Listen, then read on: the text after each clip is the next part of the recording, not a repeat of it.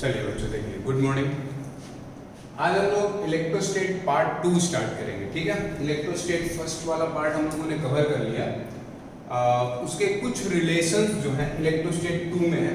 और देखो बेटा, इलेक्ट्रोस्टेट 2 जो है बहुत इंपॉर्टेंट है और आपके प्रीवियस चैप्टर 1 है वर्क पावर एनर्जी, उससे रिलेटेड है। तो आज हम लोग जो पढ़ने जा रहे हैं वो हम लोग पढ़ने जा रहे हैं इलेक्ट्रिक पोटेंशियल एनर्जी के बारे में। किसके बारे में पढ़ने जा रहे हैं? इलेक्ट्रिक पोटेंशियल एनर्जी के बारे में पढ़ने जा रहे हैं। बेटा, इसको पढ़ने से पहले थोड़ा सा मैं आप लोगों को एक टॉपिक है वर्क पावर एनर्जी, उसको मैं समझाना चाहता हूं, क्योंकि जब तक उसके बेसिक को आप नहीं समझोगे इस टॉपिक को आप अच्छे से विजुलाइज और अच्छे से नहीं समझ सकते। देखो, वर्क पावर एनर्जी में ध्यान दीजिएगा थोड़ा सा। वर्क पावर एनर्जी में बेटा आप लोगों ने फोर्स के बारे में पढ़ा था या उससे पहले वाले चैप्टर एनएलएम में फोर्स के बारे में पढ़ा था। फोर्स आपको बताया गया था दो टाइप के होते हैं। कितने टाइप के होते हैं फोर्स? जैसे मैं इसको बना रहा हूँ, स्केच कर रहा हूँ और आपको समझा रहा हूँ, वैसे ही इसको आप याद रखोगे। देखो, हमने बताया था कि फोर्स कितने टाइप के होते हैं बेटे? दो टाइप के होते हैं। एक तो पहला बताया गया होगा आपको कंजर्वेटिव फोर्स, और दूसरा बताया गया होगा आपको नॉन कंजर्वेटिव फोर्स। इन दोनों के बारे में आपको चर्चा किया गया होगा। ठीक है, अब देखो, सॉरी नॉन कंजर्वेटिव है ना, उसको भी कंजर्वेटिव ही मैंने लिखा। देखिए, नॉन सेकंड वाला क्या था? Non conservative force.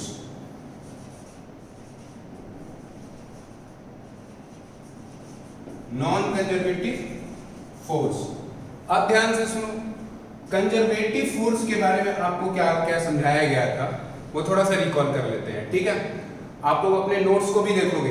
इस चैप्टर को इलेक्ट्रोस्टेट 2 को पढ़ने से पहले आप अपने फोर्स वाला जो वर्क और एनर्जी का चैप्टर है उसको एक बार रिवीजन करेंगे। वैसे मैं आप लोगों को रिवीजन करा दे रहा हूं जो यहाँ पे जरूरत है फटाफट। ठीक है, कंजर्वेटिव फोर्स में आप लोगों ने देखा था कि कंजर्वेटिव फोर्स का जो वर्क डन है वो पाथ पे डिपेंड नहीं करता है, और नॉन कंजर्वेटिव का वर्क डन जो है वो क्या करता है? पाथ पे डिपेंड करता है। तो इस बात को हम लोग थोड़ा सा रिकॉल करते हुए लिख लेंगे। Conservative force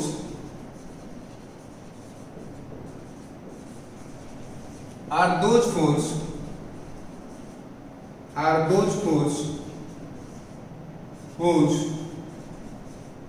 whose work done does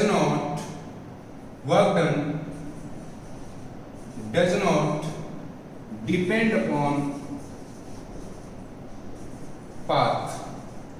Work done does not depend upon path. फिर से मैं समझा रहा हूँ बेटा, ध्यान दीजिएगा। कोई बच्चा अगर 11th मिस कर दिया हो या कोई डायरेक्ट 12th से जुड़े हो और नहीं पढ़े हो तो उसके लिए भी मैं समझा रहा हूँ। ध्यान दीजिएगा, कंजर्वेटिव फोर्स वो फोर्स होते हैं जिनका वर्क डन पाथ के ऊपर डिपेंड नहीं करता है, वो डायरेक्टली इनिशियल पॉइंट और फाइनल पॉइंट के लिए देखा जाता है। क्लियर हुई बात? इसके एग्जांपल्स आप लोग नोट कर लोगे। मैं इसको मिटा दूंगा अभी, इसको आप लोग अपने कॉपी में लिख लीजिए। नॉन कंजर्वेटिव क्या होते हैं?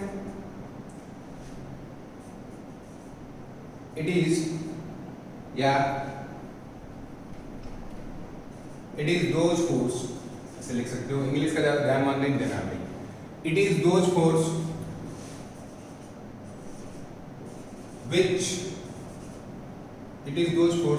which work done depend upon path। हम लोगों को इस चैप्टर में मेनली ध्यान इसके ऊपर देना है, कंजर्वेटिव फोर्स के ऊपर अपने को ध्यान देना है। नॉन कंजर्वेटिव के ऊपर ध्यान ही नहीं देना। क्यों नहीं देना है? क्योंकि हमको एनर्जी के बारे में पढ़ना है, और खास करके किस एनर्जी के बारे में पढ़ना है? पोटेंशियल के बारे में पढ़ना है। ठीक है, इस वजह से क्लियर हो गया आपको कॉन्सेप्ट? धीरे धीरे समझ में आ रहा हो कि हम कहां से कहां लेकर के चल रहे हैं आपको। देखिए, कंजर्वेटिव को हम लोग इसलिए पढ़ेंगे क्योंकि हमको यहाँ पे पोटेंशियल एनर्जी से लेना देना है, बाकी कोई भी कुछ से लेना देना नहीं है। तो देखिए, कंजर्वेटिव फोर्स क्या होते हैं? फिर से मैं समझा रहा हूँ आपको। कंजर्वेटिव फोर्स वो फोर्स होते हैं जो जिनका की वर्क डन पाथ के ऊपर डिपेंड नहीं करता। ये याद रखेंगे, work done does not depend upon path, but non conservative वो होते हैं जिनका वर्क डन पाथ के ऊपर डिपेंड करता है। इसका एग्जांपल मैं आप लोगों को समझा देता हूं। इसके कुछ एग्जांपल्स आप लोग याद रखना। जैसे कंजर्वेटिव फोर्स के आप लोग एग्जांपल याद रखोगे। सबसे पहले तो ग्रेविटेशनल फोर्स। ग्रेविटेशनल फोर्स किस टाइप का फोर्स है? कंजर्वेटिव फोर्स है, पढ़े होंगे आप लोग, उसी को रिकॉल करना है। स्प्रिंग फोर्स, क्या बेटा? Spring force. इसके साथ साथ तीसरा जो है वो क्या है? Electrostatic force. कैसे है मैं समझाऊंगा, उसके बारे में बहुत ज्यादा ध्यान नहीं देना, इसलिए मैंने स्किप कीजिए उसको, ठीक है। कंजर्वेटिव फोर्स के एग्जांपल क्या क्या है? ग्रेविटेशनल फोर्स है, स्प्रिंग फोर्स है और इलेक्ट्रोस्टैटिक फोर्स है। यहां तक तो आपको बात समझ आ गई कि भैया कंजर्वेटिव फोर्स वो होते हैं जिनका वर्क डन पाथ के ऊपर डिपेंड नहीं करता है, नॉन कंजर्वेटिव वो होते हैं जिनका वर्क डन पाथ के ऊपर डिपेंड करता है। इतनी बात क्लियर हुई। अब हम लोग आगे बढ़ते हैं और ये देखते हैं कि किसकी पोटेंशियल एनर्जी हम डिफाइन कर सकते हैं और किसकी पोटेंशियल एनर्जी हम डिफाइन नहीं कर सकते हैं। तो याद रखना, जितने भी बटे कंजर्वेटिव फोर्स हैं, जितने भी आपके कंजर्वेटिव फोर्स हैं, उन सभी के पोटेंशियल को हम लोग क्या कर सकते हैं? डिफाइन कर सकते हैं। तो ध्यान देने वाली बात क्या है, सुनो। जितने भी कंजर्वेटिव फोर्स हैं उन सभी का हम पोटेंशियल एनर्जी को क्या कर सकते हैं? डिफाइन कर सकते हैं। बट नॉन कंजर्वेटिव फोर्स का क्या हम पोटेंशियल एनर्जी डिफाइन कर सकते हैं? नहीं कर सकते हैं। कंजर्वेटिव का हम पोटेंशियल एनर्जी डिफाइन कर सकते हैं। तो इसको अपनी लैंग्वेज में आप लिख सकते हो कि we define the potential energy of conservative force, ठीक है। वो अपनी आप भाषा में लिख लेना, ठीक है। अब देखो, एक वर्क और एनर्जी में आप लोगों ने एक कॉन्सेप्ट पढ़ा था, रिलेशन बिटवीन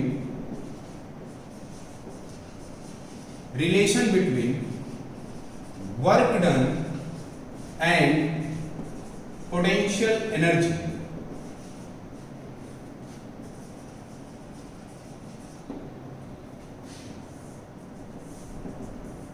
आप लोगों ने एक रिलेशन पढ़ी थी वर्क डन और पोटेंशियल एनर्जी के लिए।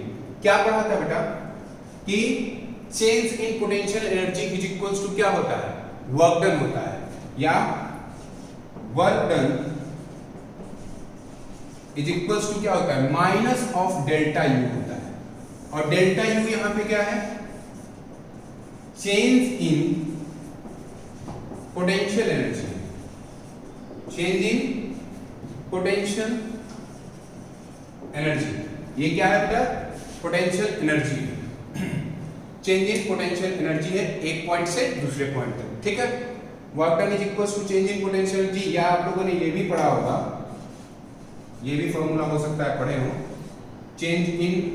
Work done is equals to minus D U, same बात है। डेल्टा यू या डी यू सेम बात है, ठीक है। यहां तक तो बात समझ में आ गया, यहां तक आप लोग नोट करना।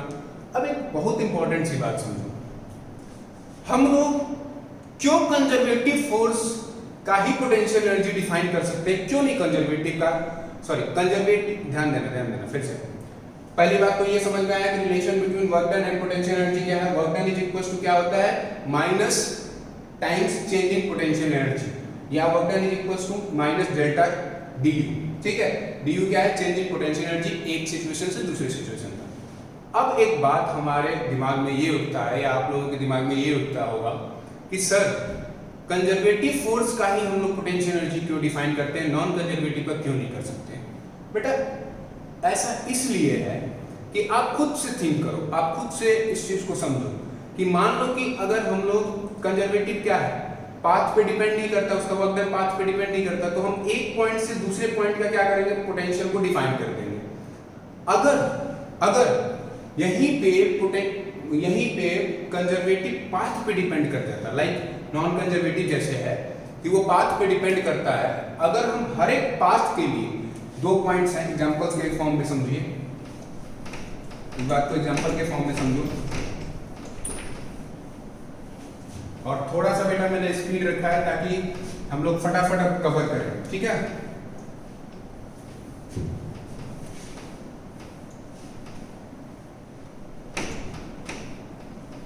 देखो एक चीज को हम लोग समझते हैं, मान लो कि कोई एक पॉइंट ये है और दूसरा पॉइंट आपका ये है, कोई सपोज कर लीजिए, या इससे भी अच्छा एक एग्जांपल आपको मैं देता हूं। सपोज करो कि एक बॉडी यहां पे रखी गई है और फिर उस बॉडी को मैं किसी h हाइट पर लेके चला जाता हूं, ठीक है। ध्यान से सुनना, जब वो बॉडी यहां पे रही होगी तो इसका ये सिचुएशन नंबर 1, ये पॉइंट नंबर 1, और जब बॉडी यहां पे पहुंच गई होगी तो ये रहा सिचुएशन नंबर 2। तो देखो कंजर्वेटिव फोर्स तो भाई, कंजर्वेटिव फोर्स का वर्क डन पाथ पे डिपेंड नहीं करता, उसको आप किधर से भी ले जाओ वो केवल सिचुएशन के ऊपर डिपेंड करेगा, सिचुएशन के ऊपर डिपेंड करेगा। बट नॉन कंजर्वेटिव क्या है कि वो पाथ के ऊपर डिपेंड, अगर मैं ऐसे ले गया तो उसके लिए उसकी पोटेंशियल एनर्जी कुछ और आ जाएगी, P डॉट E का मतलब पोटेंशियल एनर्जी, उसके लिए पोटेंशियल एनर्जी 1 आ गया, इधर से ले गए तो पोटेंशियल एनर्जी 2 आ गया, पता नहीं कितने पाथ हो सकते हैं, उन सभी के लिए अलग अलग पोटेंशियल आ जाएगा, और उन सभी के लिए अगर अलग अलग पोटेंशियल आ जाएगा तो उसका कोई मतलब नहीं रहता। समझ में आ रहा है? अगर दो सिचुएशन है तो हम लोग ये पढ़ते आ रहे हैं और समझते आ रहे हैं कि हम इन दोनों का पोटेंशियल एनर्जी क्या कर सकते हैं, डिफाइन कर सकते हैं, और वही हमारे को क्या है यहाँ पे यूजफुल है। तो इसको कॉन्सेप्ट बना करके आप लिखोगे कि potential energy always defined for, चलो मैं लिख भी देता हूं, potential energy always defined for, concept के फॉर्म में यहां पे लिखेंगे, potential energy always defined for conservative force.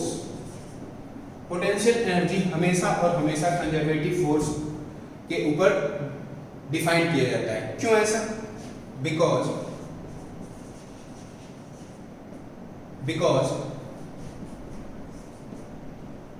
Conservative force,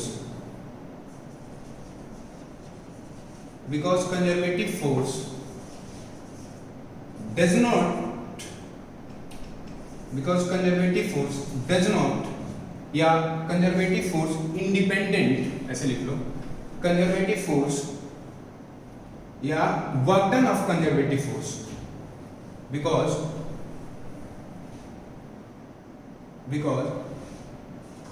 work done of conservative force is independent because work done of conservative force is independent of path। Work done जो है किसी भी conservative का वो क्या होता है, इंडिपेंडेंट ऑफ पाथ होता है, ठीक है। कौन से पाथ के ऊपर वो डिपेंड नहीं करता है, सो दैट हम लोग केवल और केवल, ध्यान दीजिएगा बेटे, सो दैट हम लोग केवल और केवल कंजर्वेटिव फोर्स का ही पोटेंशियल एनर्जी डिफाइन करते हैं और समझते हैं।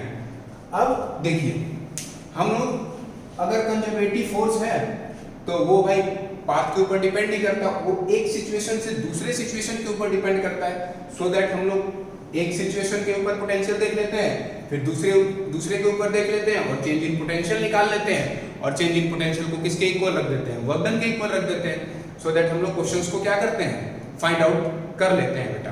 तो यहां तक तो आपको बात समझ में आ गया होगा, ठीक है। अगर अब यहाँ पे एक और बात ध्यान देने वाली है, क्या, जो थोड़ा सा समझ लीजिए, पोटेंशियल एनर्जी वर्क डन पर डिफाइन जब किया जाता है तो एक सिचुएशन से दूसरे सिचुएशन पर जब हम लोग डिफाइन करते हैं तो हमें एक सिचुएशन का पोटेंशियल एनर्जी दिया जाता है, तो उसके रिस्पेक्ट में हम दूसरी सिचुएशन का क्या करते हैं, पोटेंशियल एनर्जी निकाल लेते हैं, फाइंड आउट कर लेते हैं, ठीक है। समझ में आ रही है मेरी बात? तो इसको थोड़ा सा एक कॉन्सेप्ट के फॉर्म में लिख लेंगे कि अगर हमें किसी एक सिचुएशन की पोटेंशियल एनर्जी पता है तो सेकंड सिचुएशन की हम लोग पोटेंशियल एनर्जी उसके रिस्पेक्ट में डिफाइन कर लेंगे। समझ में आ रही है मेरी बात? तो इसको अपने कॉन्सेप्ट के फॉर्म में लिख लोगे। एग्जांपल मैं देता हूं आपको, समझो।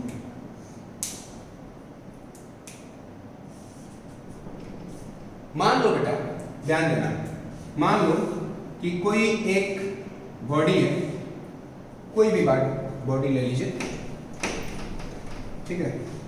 कोई एक बॉडी है जिसका कि कुछ मास क्या है, जिसका कुछ m मास दिया गया है।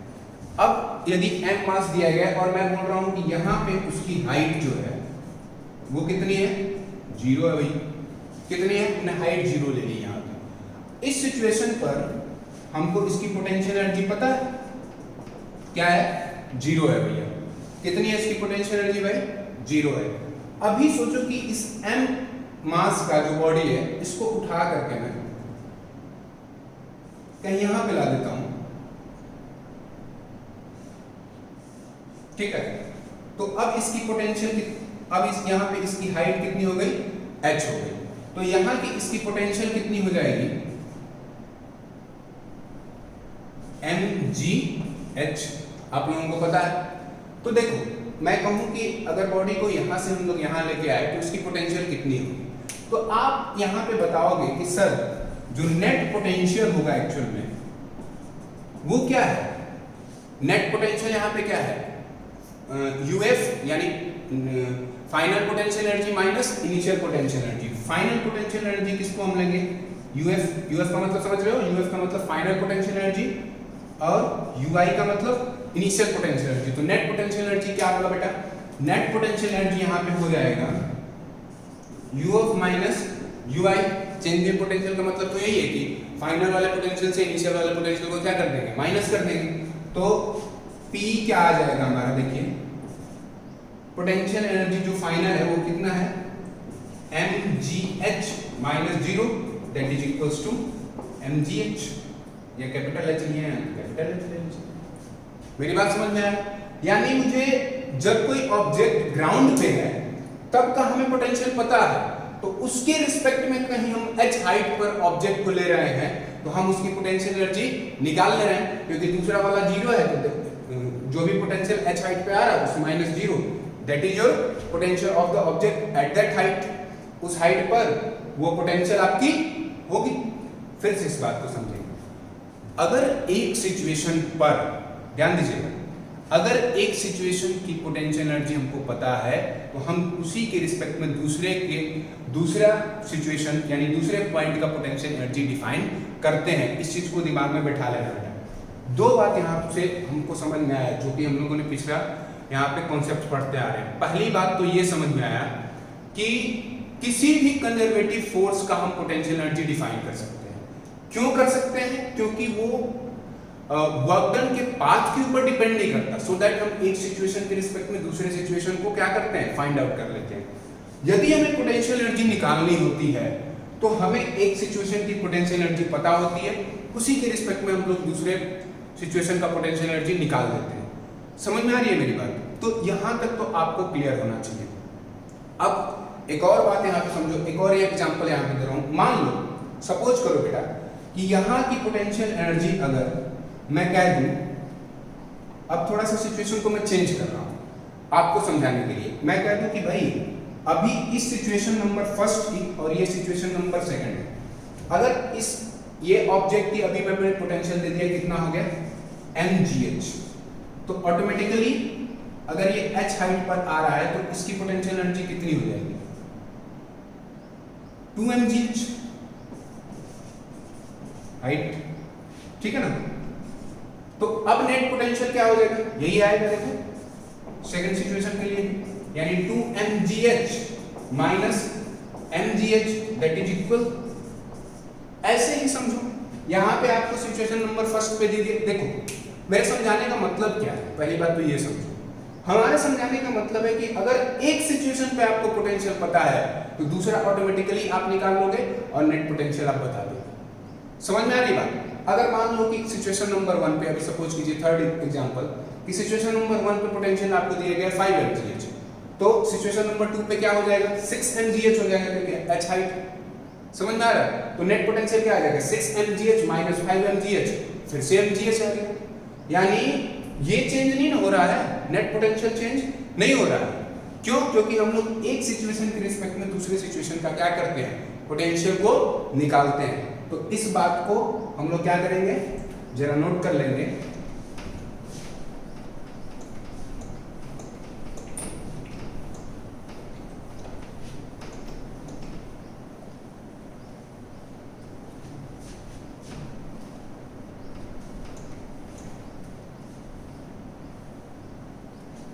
देखो, दो बात हमको यहां समझ में आया।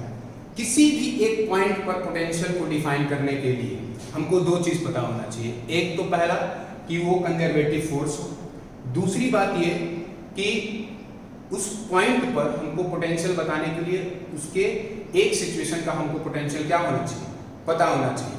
क्या होना चाहिए? पता होना चाहिए। तो इस पॉइंट को जरा हम लोग नोट करते हैं। देखो, पॉइंट को जरा हम लोग नोट कर लेते हैं। फॉर एनी पॉइंट, किसी भी पॉइंट के लिए, for any point, potential energy is defined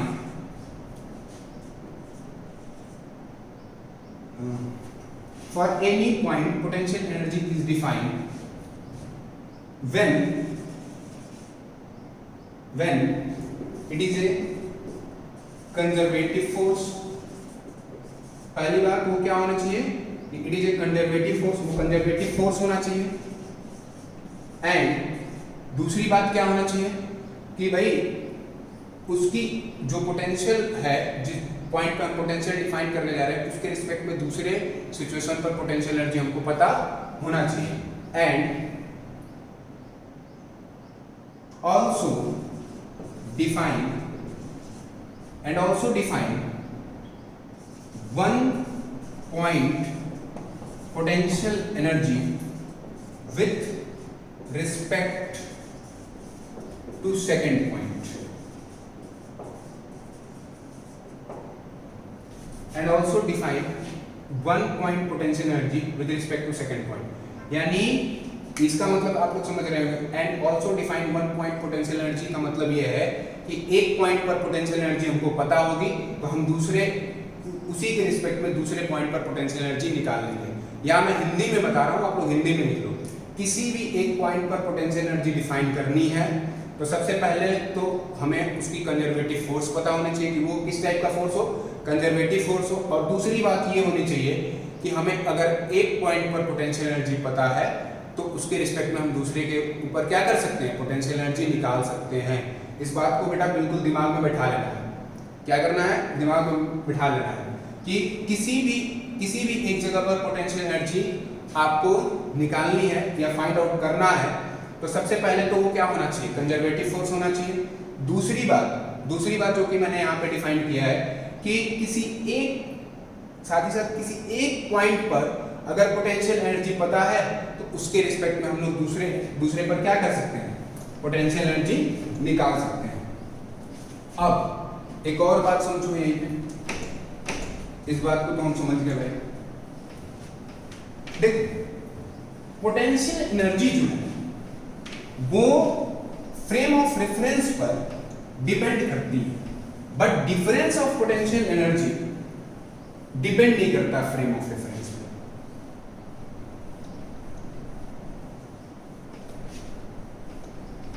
देखो, मैंने एक एग्जांपल बेटा लिया यहाँ पे, ध्यान दीजिएगा। मैंने एग्जांपल लिया कि पहले एग्जांपल से मैं समझाता हूँ फिर इसको लिखता हूँ। देखो, एग्जांपल हमने क्या लिया कि अगर एक ब्लॉक यहाँ पे रखा गया है फर्स्ट सिचुएशन में और सेकंड सिचुएशन में, मान लो वो h हाइट पर चला गया। कितनी अभी हाइट हो गई इसकी?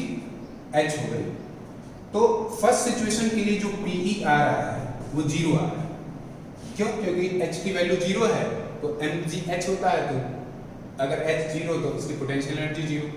यहाँ की सेकंड सिचुएशन की पोटेंशियल एनर्जी क्या हो जाती है? mgh हो जाती है। ठीक है, तो अब ध्यान से अगर देखो तो इसकी पोटेंशियल, अगर मान लो इसी ब्लॉक को मैं उठा करके h/2 पे रख देता हूं तो अब इसकी पोटेंशियल एनर्जी कितनी होगी?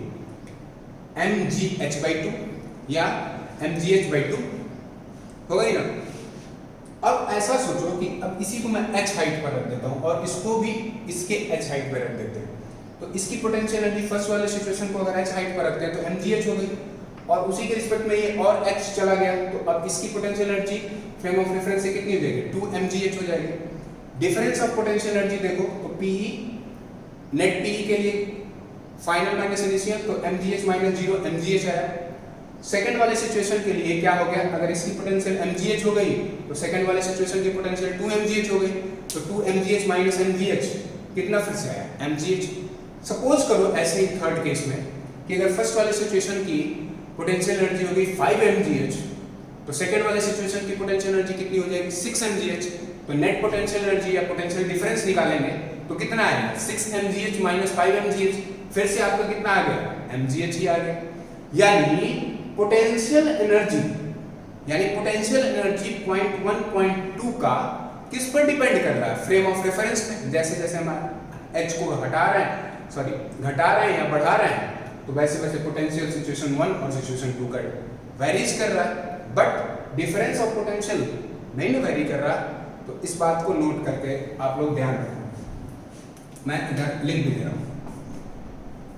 पोटेंशियल एनर्जी, अभी देखो बेटा थोड़ा सा मैकेनिक्स से मैं रिलेट कर रहा हूं। अब मैकेनिक्स से जब रिलेट कर लूंगा तो इसी को जस्ट मैं इलेक्ट्रोस्टैटिक्स में चेंज करता जाऊंगा, क्योंकि वो भी तो देखो फोर्स ही तो है। समझ में आ रहा है कि नहीं है? तो चलिए मैं बताता हूं यहां पे। Potential energy is depend upon frame frame of reference, but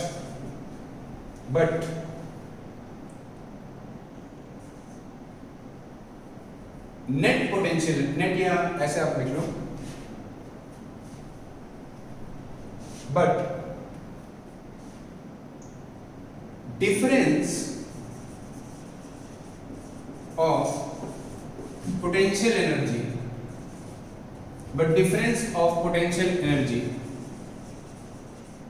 does not depend upon frame of reference।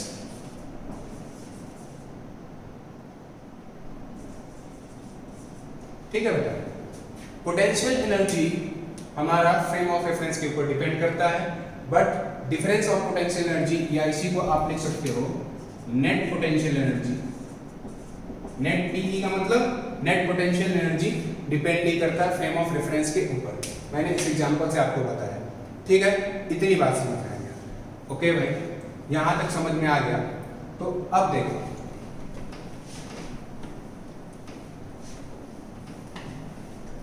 हम लोग जनरली जब पोटेंशियल डिफरेंस डिफाइन करते हैं या नेट पोटेंशियल निकालते हैं, तो एक सिचुएशन पर क्या ले लेते हैं, पोटेंशियल एनर्जी 0 ले लिया करते हैं। किस लिए? ताकि हमारा जो नेट पोटेंशियल आए उसकी वैल्यूज क्या हो, थोड़ा सा आसान हो जाए। क्लियर हुआ? किसी भी एक पॉइंट पर इस बात को नोट करके रखना अपने दिमाग में बस, कि जनरली हम लोग जब पोटेंशियल डिफरेंस निकालते हैं या नेट पोटेंशियल निकालते हैं, तो एक सिचुएशन को क्या मान लेते हैं, पोटेंशियल एनर्जी 0 मान लेते हैं, उसके रिस्पेक्ट में दूसरे का पोटेंशियल एनर्जी निकालते हैं। ठीक है ना? हाँ, यहां तक तो बात समझ में आ गया। अब थोड़ा सा और हम लोग इसके ऊपर और डेप्थ में चलते हैं।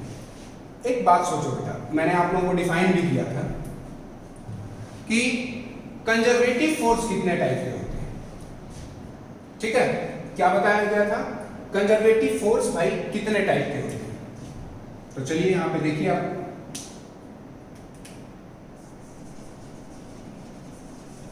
क्योंकि ये जानना जरूरी है आप लोगों के लिए।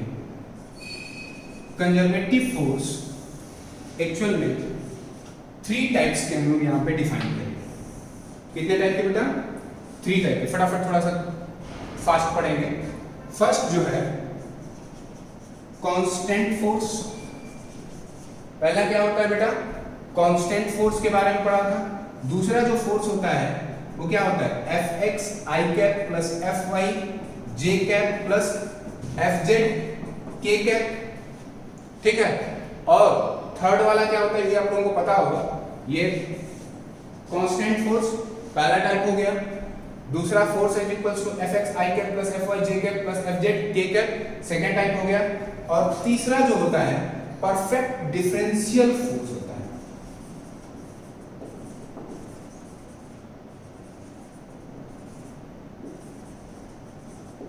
ठीक है, perfect differential force. Example, constant force का तो आप समझ रहे हो, 5 न्यूटन से कोई फोर्स लग रहा है, तो वो क्या हो जाएगा, कांस्टेंट फोर्स हो जाएगा। थोड़ा सा हम लोग यहाँ पे समझ लेते हैं, ये सेकंड वाले के लिए आप लोगों ने स्प्रिंग फोर्स पढ़ा होगा, एग्जांपल बता रहा हूँ, स्प्रिंग फोर्स पढ़ा होगा। स्प्रिंग फोर्स क्या होता है बेटा, F is equals to minus K X I cap, F is equals to minus K X I cap. तो force is equals to minus K X I cap, देखो तो इसी का फॉर्मेट है, एफ एक्स आई कैप है ना, तो F की जगह पे यहाँ पे कोई कांस्टेंट लिया जाता है, तो कोई कांस्टेंट यहाँ पे क्या है, के एक्स आई कैप। उसी तरह से कोई और एग्जांपल मैं आप लोगों को समझा देता हूँ। स्प्रिंग फोर्स को एक समझ में आ गया होगा कि क्या है, सेकंड वाला टाइप है कंजर्वेटिव फोर्स का। इसीलिए हमने आपको एग्जांपल भी बताया था कि स्प्रिंग फोर्स क्या होती है, एक कंजर्वेटिव फोर्स है। दूसरा एग्जांपल मान लो, सपोज करो कि कोई भी एक फोर्स हम लोग ले लेते हैं, F is equals to x I cap plus 2y j cap. ये भी किस टाइप का है, सेकंड वाला टाइप का है, ठीक है। इतनी बात तो समझ में आया भाई। थर्ड, परफेक्ट डिफरेंशियल कैसा होता है, देखो परफेक्ट डिफरेंशियल के लिए मैं एग्जांपल देता हूं आपको। F is equals to x y square I cap plus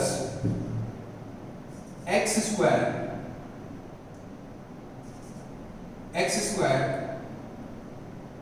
Y J cap. अगर इस टाइप का फोर्स दिया जाए तो ये किस टाइप का हो जाएगा, अगर आप ध्यान से देखें तो परफेक्ट डिफरेंशियल टाइप हो जाएगा। कैसे आप लोग यहाँ पे पता करोगे कि परफेक्ट डिफरेंशियल है, देखो दो बातों को समझो। पहली बात तो देखो, क्या वो कांस्टेंट फोर्स है, नहीं है, क्योंकि x और y दो क्या है, वहां पे वेरिएबल है। दूसरी बात कि आप यहाँ पे अगर देखते हो कि x और y दोनों टर्म है, तो ये वाले को सेटिस्फाई नहीं कर रहा है, सेकंड वाले को सेटिस्फाई नहीं कर रहा है। क्यों, क्योंकि दोनों टर्म है, x का भी टर्म है और y का भी टर्म है। समझ में आ रहा है। तो यहाँ पे ये क्या है, कांस्टेंट फोर्स नहीं है, सेकंड वाला टाइप इसका नहीं है, यानी कि वेक्टर फॉर्म नहीं है। तो थर्ड बचा हुआ कौन सा रहा, थर्ड वाला कौन सा रहा, परफेक्ट डिफरेंशियल फोर्स रहा। इतनी बात समझ में आया आप लोगों को, इसमें तो कोई डाउट नहीं होगा। तो यहाँ पे ये बात आप लोग क्लियर कर लीजिए, ठीक है। तो तीन टाइप के यहाँ पे फोर्स पढ़ा हम लोगों ने, कंजर्वेटिव फोर्स, कांस्टेंट फोर्स। इस कंजर्वेटिव फोर्स के तीन टाइप पढ़े, एक कांस्टेंट फोर्स, दूसरा वेक्टोरियल टाइप और तीसरा परफेक्ट डिफरेंशियल फोर्स, ठीक है बेटा। अब सुनो ध्यान से जरा, अब इलेक्ट्रोस्टैटिक्स पे हम लोग आते हैं। इतना तो सब बेसिक था, ठीक है। अब हम लोग मेनली अपने टॉपिक पे आते हैं। देखो इलेक्ट्रोस्टैटिक किस टाइप का फोर्स है,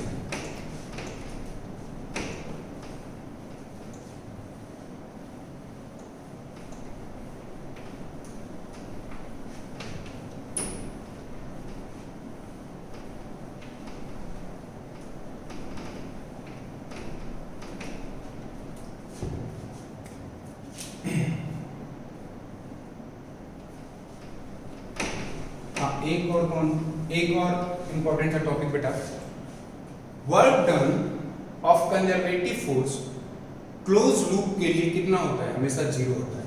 इस चीज को दिमाग में बैठा लोगे कि work done by conservative force in a close loop is equal to zero always, ठीक है ना। मैं लिख दे रहा हूं, work done by conservative force in a closed loop is always zero. किसी भी क्लोज लूप के लिए वर्क डन कंजर्वेटिव फोर्स का कितना होता है, जीरो होता है। ये बात समझ में आ गया। चलो अब जरा इलेक्ट्रोस्टैटिक फोर्स के बारे में देखते हैं। मान लीजिए कि कोई दो चार्ज मिला है, एक Q1 चार्ज लिया और ये Q1 चार्ज कहां पे रखा, मान लो 0,0 पर रख दिया, ठीक है। एक्स एक्सिस पर ही हम लोग, ठीक है, ये एक्स एक्सिस ले लिया। इसी एक्स एक्सिस पर मान लो कोई Q2 चार्ज ले लिया, कितने डिस्टेंस पर, x डिस्टेंस पर। ये क्या है,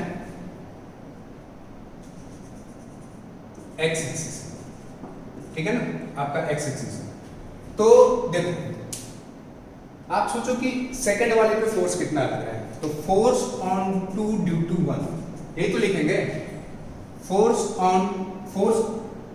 दूसरे के ऊपर कौन लगा रहा है, फर्स्ट लगा रहा है, तो फोर्स ऑन 2 ड्यू टू 1 आप लोगों को सिखाया जा चुका है। कितना होगा k q1 q2 upon x square, और अगर वेक्टर फॉर्म में दिखाना हो तो i कैप। देखो बेटा ये सेकंड वाला टाइप आया, किस टाइप आ गया, सेकंड वाला टाइप आ गया, आया कि नहीं आया। फोर्स क्या आया, k q1 q2 upon x square i cap, ठीक है। तो इलेक्ट्रोस्टैटिक फोर्स किस टाइप का फोर्स है, कंजर्वेटिव फोर्स है, इस बात को ध्यान रखेंगे।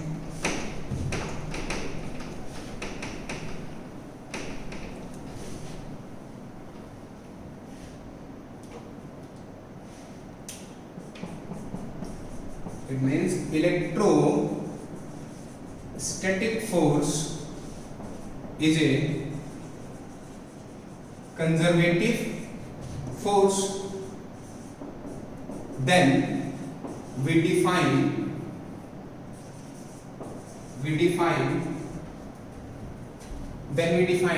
the potential energy of electrostatic force.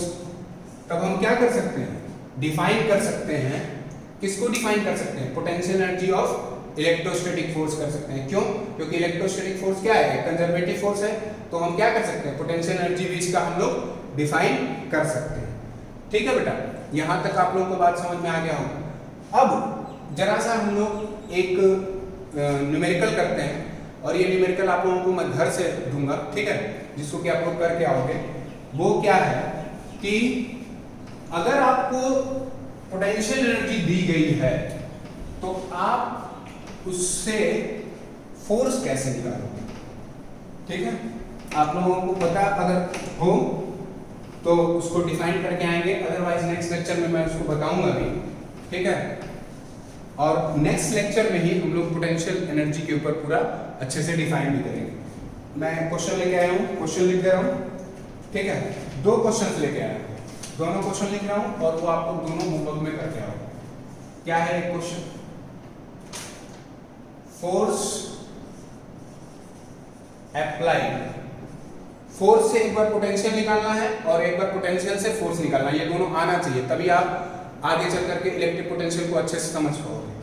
क्या है, force applied F is equals to 2xy cube i cap plus 3x square y square j cap at origin.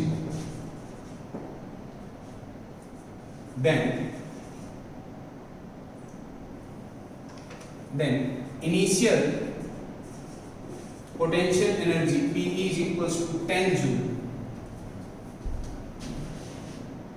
Initial देखिए एट ओरिजिन, सॉरी बेटा यहाँ पे बस कॉमा है, एट ओरिजिन पोटेंशियल एनर्जी या initial potential energy is equal to 10 joule. Then find out the final potential energy at, आपको coordinate दिया गया है 1,2, ठीक है।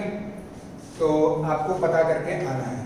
देखो यहाँ पे फोर्स ये दिया गया है बेटा, इनिशियल पोटेंशियल एनर्जी दे दिया गया है और फाइनल पोटेंशियल एनर्जी आपको निकाल करके लेकर के आना है, और यहाँ पे पहचानना है कौन सा टाइप है कंजर्वेटिव का, ठीक है ना। तो नेक्स्ट देखो जरा, नेक्स्ट क्वेश्चन क्या है, क्वेश्चन नंबर 2। पोटेंशियल एनर्जी आपको दी गई है, क्या दिया गया, x square plus 2y plus Z cube दिया गया है। Find force at coordinate 1,1,2, okay. तो यहां तक आप लोग का थोड़ा सा बेसिक था, और एक्चुअल में ये बेसिक अगर आपको नहीं पता होगा तो आप आगे पोटेंशियल एनर्जी को अच्छे से समझ नहीं पाएंगे। तो नेक्स्ट लेक्चर में सबसे पहले तो ये आप लोग ट्राई करना, नहीं होगा तो सबसे पहले मैं इसको डिफाइन करूंगा, इसके बाद पोटेंशियल एनर्जी के बारे में पूरा पढ़ेंगे। इसके बाद बेटा पोटेंशियल एनर्जी पढ़ लेंगे तो फिर पोटेंशियल डिफरेंस, और पोटेंशियल डिफरेंस से फिर पोटेंशियल, और देन आफ्टर दैट कंटिन्यू करेंगे, ठीक है। इस चैप्टर में हम लोग को क्या क्या पढ़ना है वो सुनो। पोटेंशियल एनर्जी, पोटेंशियल, उसके बाद गॉस लॉसेस को रिलेट करके बहुत अच्छे से न्यूमेरिकल कर लेंगे, इसके बाद कैपेसिटर। ठीक है ना। Thank you for today.